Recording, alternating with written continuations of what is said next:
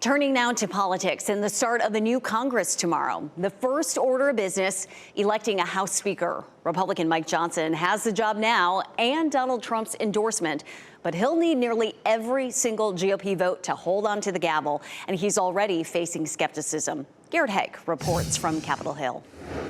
As a new Congress arrives in Washington tomorrow, House Republicans are hoping to avoid the embarrassing spectacle that began the last Congress. A speaker has not been elected. When it took 15 votes over 4 days to elect Kevin McCarthy as House Speaker. Is duly elected Speaker of the House of Representatives. Now it's Speaker Mike Johnson scrambling to lock down his own party's support after he replaced McCarthy, who was eventually ousted by fellow Republicans.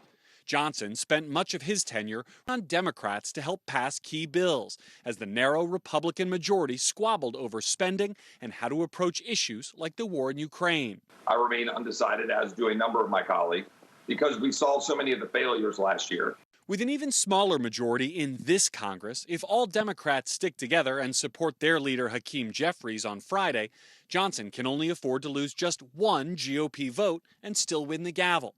President-elect Trump, who seemed cool on Johnson after last month's government funding battle, offering him his, quote, complete and total endorsement on Monday, praising him at Mar-a-Lago on New Year's Eve. We're going to get a successful vote.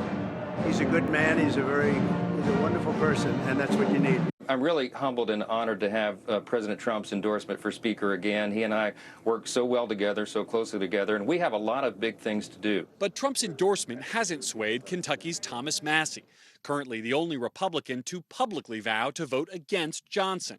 Massie writing on X that Johnson, quote, won't tell the president what is achievable and what is not achievable in the House, and suggesting Johnson lacks the situational awareness to know what can pass. Indiana's Victoria Spart's concern with Johnson is simpler. He doesn't have any trust, and I don't trust him.